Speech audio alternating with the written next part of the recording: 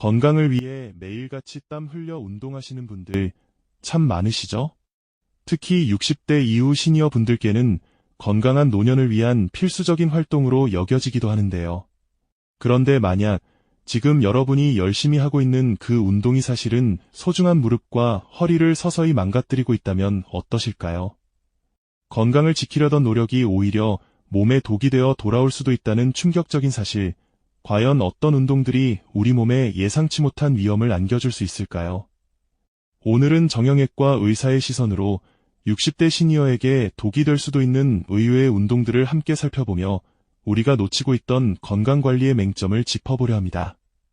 우리는 흔히 운동이 만병통치약처럼 여겨지는 시대에 살고 있습니다만 사실 모든 운동이 모든 사람에게 이로운 것은 아니거든요. 특히 나이가 들면서 우리 몸의 관절과 척추는 젊었을 때와는 확연히 다른 변화를 겪게 되죠. 이러한 변화를 간과한 채 젊은 시절의 운동 방식이나 주변의 이야기를 맹신하며 무리한 운동을 지속한다면 오히려 걷잡을 수 없는 부상으로 이어질 수 있다는 점을 꼭 기억해 주셔야 합니다. 자신의 몸 상태를 제대로 이해하고 그에 맞는 현명한 운동법을 선택하는 것이야말로 진정한 건강을 지키는 첫걸음이 아닐까 싶습니다. 지금부터 우리가 흔히 좋은 운동이라고 생각했던 것들 중 어떤 것들이 시니어분들의 관절과 척추에 치명적인 부담을 줄 수 있는지 하나씩 자세히 알아보겠습니다. 자, 첫 번째로 많은 시니어분들이 유산소 운동으로 즐겨 하시는 계단 오르내리기입니다. 걷기 운동과 더불어 하체 근력을 강화하고 심폐 기능을 향상시키는 데 효과적이라고 알려져 있죠. 아파트 계단을 오르내리거나 지하철역 계단을 이용하며 일상 속에서 운동 효과를 얻으려 노력하시는 분들을 주변에서 쉽게 찾아볼 수 있는데요. 하지만 이 계단 오르내리기가 60대 이후 약해진 무릎 관절에는 치명적인 독이 될 수 있다는 사실 알고 계셨나요? 계단을 오를 때 무릎은 체중의 약 3에서 5배에 달하는 하중을 견뎌야 하고 내려올 때는 그보다 더 큰 충격을 받게 됩니다. 특히 무릎 연골은 한번 손상되면 자연적으로 재생되기 어렵기 때문에 반복적인 충격은 연골을 빠르게 마모시켜 퇴행성 관절염을 악화시키거나 심하면 연골판 파열과 같은 심각한 부상으로 이어질 수 있습니다. 젊고 건강한 무릎이라면 충분히 감당할 수 있는 수준일지 몰라도 이미 퇴행성 변화가 시작된 시니어의 무릎에는 낡은 기계에 과도한 부하를 주는 것과 다름없다는 거죠. 무릎 관절에 보호막 역할을 하는 연골이 닳아 없어지면 뼈와 뼈가 직접 부딪히게 되고 이로 인해 극심한 통증과 염증을 유발할 수 있으니 무릎 건강을 생각하신다면 계단 오르내리기는 피하시는 것이 현명한 선택일 수 있습니다. 다음으로 살펴볼 위험한 운동은 바로 허리 숙여 스트레칭입니다. 유연성을 높이고 허리 건강에 좋다고 알려져 많은 분들이 일상적으로 시도하시는 동작인데요. 흔히 손끝으로 발끝을 닿게 하거나 잇몸 일으키기처럼 허리를 과도하게 굽히는 동작들이 여기에 해당합니다. 공원 벤치에 앉아 허리를 숙여 스트레칭하거나 집에서 잇몸 일으키기를 꾸준히 하시는 분들 아마 많으실 겁니다. 하지만 이러한 동작들이 60대 이후 약해진 척추 디스크에 엄청난 압력을 가한다는 사실을 아시나요? 우리 척추뼈 사이에 있는 디스크는 충격을 흡수하고 유연성을 제공하는 중요한 역할을 하는데요. 나이가 들면 디스크의 수분 함량이 줄어들고 탄력을 잃어 약해지기 쉽습니다. 이런 상태에서 허리를 과도하게 숙이거나 굽히는 동작을 반복하면 디스크가 뒤쪽으로 밀려나 신경을 압박하고 심하면 디스크 파열로 이어질 수도 있다는 거죠. 디스크가 신경을 누르면 극심한 허리 통증은 물론이고 다리 저림이나 마비와 같은 신경학적 증상까지 나타날 수 있습니다. 마치 스펀지를 반복적으로 쥐어짜면 결국 찢어지거나 망가지게 되는 것처럼 우리 척추 디스크 역시 무리한 압력을 계속 받으면 손상될 수밖에 없다는 겁니다. 유연성을 기르려던 노력이 오히려 척추 건강을 해치는 결과를 초래할 수 있으니 익숙한 동작이라 할지라도 다시 한번 그 안전성을 점검해 볼 필요가 있습니다. 앞서 허리 스트레칭에 숨겨진 위험에 대해 말씀드렸는데요. 유연성을 줬다가 오히려 척추 건강을 해칠 수 있다는 점 꼭 기억해 주셨으면 합니다. 이제 세 번째로 어르신들이 의외로 간과하기 쉬운 위험한 운동에 대해 이야기해 볼까요? 바로 균형 감각을 필요로 하는 고난도 운동들입니다. 젊은 세대 사이에서 유행하는 요가나 필라테스 중에는 한 발로 서거나 몸을 불안정한 자세로 지탱해야 하는 동작들이 꽤 많죠. 코어 근육을 강화한다고 알려진 이러한 운동들이 60대 이후의 시니어분들에게는 예상치 못한 큰 위험으로 다가올 수 있습니다. 우리 몸의 균형 감각은 나이가 들수록 자연스럽게 떨어지기 마련인데요. 반응 속도도 느려지고 근력도 약해지면서 작은 자극에도 쉽게 휘청거릴 수 있게 됩니다. 이런 상황에서 불안정한 자세를 요구하는 고난도 요가나 필라테스 동작, 혹은 과도한 코어 운동을 무리하게 시도하게 되면 어떻게 될까요? 균형을 잃고 넘어지는 낙상사고로 이어질 가능성이 매우 커지게 됩니다. 마치 얇은 얼음판 위에서 춤을 추려는 것과 같다고 할 수 있죠. 한순간의 실수로 돌이킬 수 없는 부상을 입을 수 있다는 뜻입니다. 특히 어르신들의 낙상은 단순한 멍이나 타박상으로 끝나지 않는 경우가 대부분입니다. 골다공증이 있는 분들이 많기 때문에 가볍게 넘어지는 것만으로도 고관절이나 척추, 손목 등의 심각한 골절이 발생할 수 있습니다. 고관절 골절은 특히 위험한데요. 수술 후 회복 과정이 길고 힘들 뿐만 아니라 장기간 침상 생활로 인해 욕창이나 폐렴 같은 합병증이 생길 수도 있고요.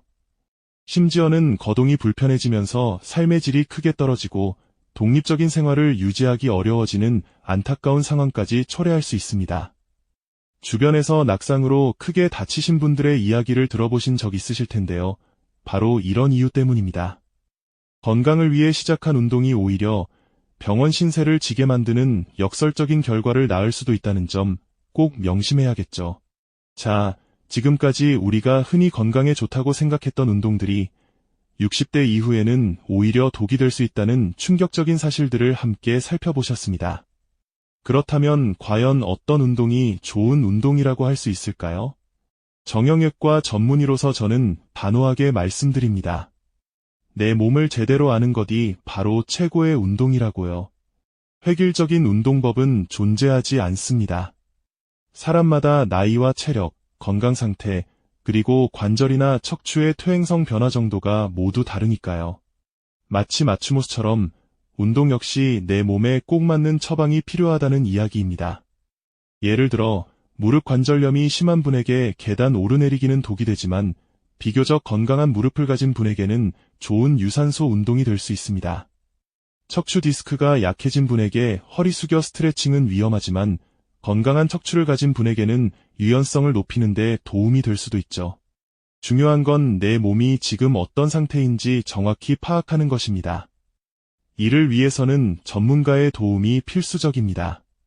정형외과 의사를 찾아 현재의 관절 상태, 근력, 골밀도 등을 정확히 진단받고 이를 바탕으로 자신에게 맞는 운동 계획을 세우는 것이 가장 현명한 방법이라고 할 수 있습니다. 무분별하게 유행하는 운동을 따라 하거나 젊은 시절의 기억에 의존하여 무리하게 몸을 혹사하는 것은 지양해야 합니다. 대신 의사 선생님과 상의하여 개인의 건강 상태와 목표에 부합하는 저충격 유산소 운동, 예를 들면 걷기나 수영, 아쿠아로빅 같은 운동을 꾸준히 하시는 것이 좋습니다. 또한 코어 근육과 전신 근력을 안전하게 강화할 수 있는 가벼운 근력 운동도 병행하시면 더욱 좋겠죠. 전문가의 지도 아래 올바른 자세로 운동하는 것이 부상을 예방하고 운동 효과를 극대화하는 지름길입니다. 결론적으로 내 몸에 대한 무관심이야말로 가장 위험한 운동이라고 말씀드릴 수 있습니다. 자신의 몸이 보내는 신호에 귀 기울이고 의학적인 지식과 전문가의 조언을 바탕으로 현명하게 운동을 선택하는 것이 60대 이후 건강하고 활기찬 삶을 위한 가장 중요한 지혜가 아닐까요? 자신의 몸이 보내는 작은 신호들조차 무시하고 그저 과거의 경험이나 주변의 이야기에만 의존해 무리하게 운동을 이어가는 것은 마치 노후된 차량에 고급 휘발유만 넣고 정작 중요한 엔진 오일 교환을 등한시하는 것과 같다고 볼 수 있습니다. 건강을 위한다는 좋은 의도에도 불구하고 결국에는 더 큰 고장으로 이어질 수 있는 위험한 행동이라는 것이죠. 우리 몸은 시간이 흐르면서 자연스럽게 변화하고 특히 60대 이후에는 관절의 연골이 닳고 뼈의 밀도가 약해지며 근육량도 줄어드는 등 젊은 시절과는 확연히 다른 특성을 보이게 됩니다. 그렇기 때문에 이제는 내 몸이 어떤 상태인지 정확히 이해하고 그에 맞는 운동 계획을 세우는 것이 그 어느 때보다 중요해졌습니다. 마치 맞춤 양복처럼 나에게 꼭 맞는 운동만이 진정한 효과를 가져다 줄 수 있다는 말씀이죠.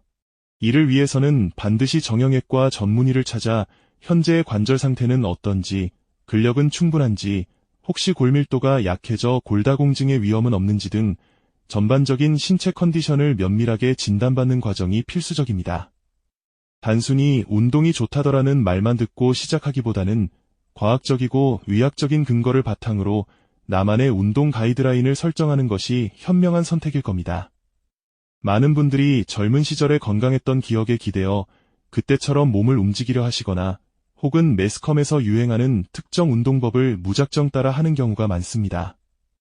하지만 이러한 무분별한 접근은 오히려 건강을 해치는 지름길이 될 수 있다는 점을 꼭 기억해 주셨으면 합니다.